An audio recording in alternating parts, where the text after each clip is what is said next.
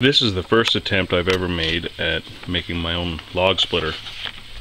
I'm going to do a little walk around first so people can see the basic design of it. I got this hitch from Walmart for about $20–25. I got these tires off of somebody who had a boat, and he bought some fancy rims for it, so these were something he's not using it anymore. Tires are in good shape. I got some old hubs from a scrapyard.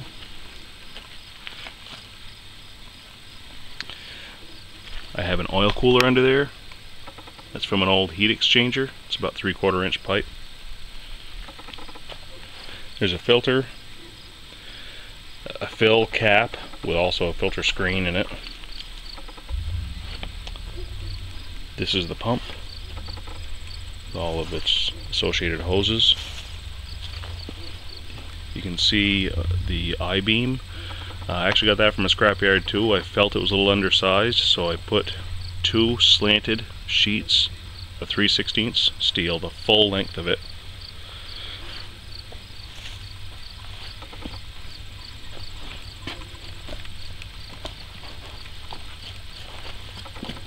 Motor's a Honda 390 GX.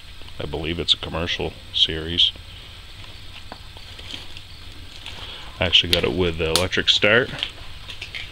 This was more for the possibility of having fans to cool me, or lighting, or even fans to cool the oil if necessary. I don't think it'll be necessary,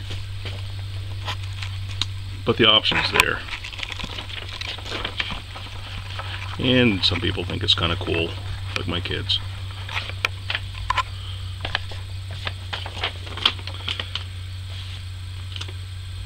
Now, the kit I got from a company called SplitEase.com, and the pump is a 22 gallon per minute 2-stage pump.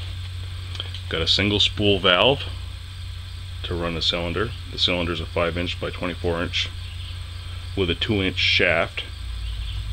Now, another company, SurplusCenter.com, I got the double spool valve, which you will see makes the 4-way wedge raise and lower.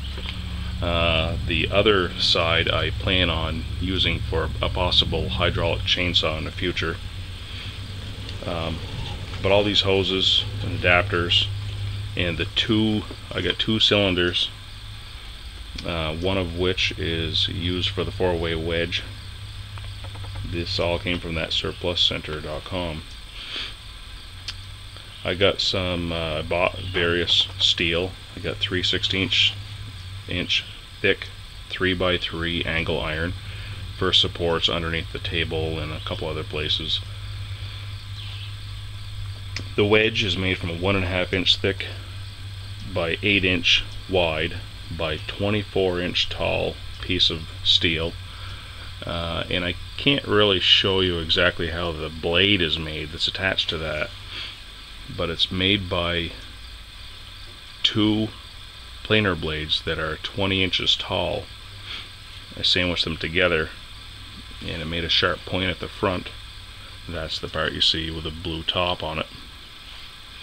I welded the top on, that's why I say you can't see it.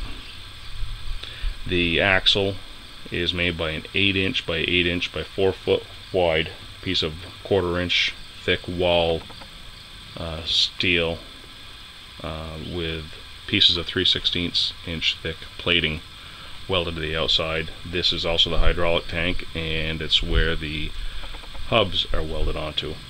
Hydraulic tank holds about 12 to 13 gallons of hydraulic oil with a little headspace on top. The pusher is one of a couple different designs I did. This is the only one that seems to work. It's pretty much all 1 inch thick pieces. You can see a weird design in the front of it. Didn't really have to do it that way, but it gave me some grip power, some teeth to bite into the wood.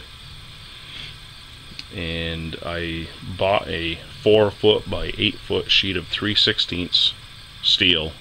That's what I made the table out of, and the guides along the sides of the beam. as well as about a 2-foot or maybe 3-foot long wear plate that is where the log rests. Now I will fire it up and run a couple of logs through it so you can see how it works.